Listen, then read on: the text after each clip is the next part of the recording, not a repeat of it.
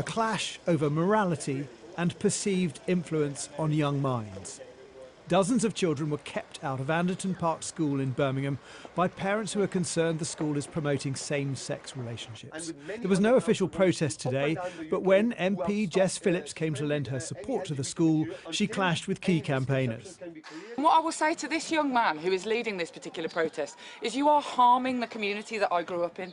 You are harming the Muslim community. How come you have not supported the 300 parents who have been protesting here for the last 4 weeks? Where have you been? I don't agree with the protest. No, so what you... I don't agree. But you, as a member, get to pick and no, choose but as a member which equality you can and can't have. I'm afraid our equality laws protect us all. Okay. I want them to protect you, and actually I want to protect the Muslim community. I fear that you are damaging the reputation of the Muslim community. You are damaging. And I will make sure that but the behaviour of the school and towards parents is coming across as Islamophobic. What do you say to that, Jess Phillips? It's not Islamophobic to think that people can have two mums. How is that Islamophobic?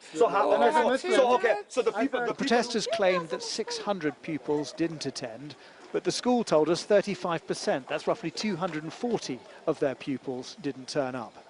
The head teacher told me parents were being intimidated at the school gates. There were a group of parents in various different positions around the school blocking the pavement, so my deputy head went out and had to actually ask them to move to allow parents to bring in their children, and they were harassing people. Sarah Hewitt-Clarkson feels the Department of Education is part responsible for what's happening. They've allowed parents to think that parents tell schools what to do, and parents tell schools which books they can have, which books they can't have, what they can say, what they can't say.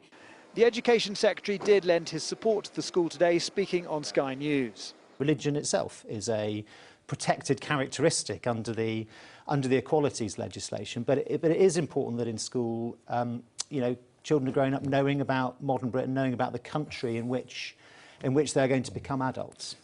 LGBT campaigners put posters on the school fence in response to the protest. The head teacher here says that she feels like this school is under siege, that they are holding the fort for British schools everywhere, that campaigners are using it as a test case that could be rolled out across the country. But the protesters say that they're the ones who are being bullied and ignored. We are under siege. We're not only under siege from school, we are getting under siege from everyone now.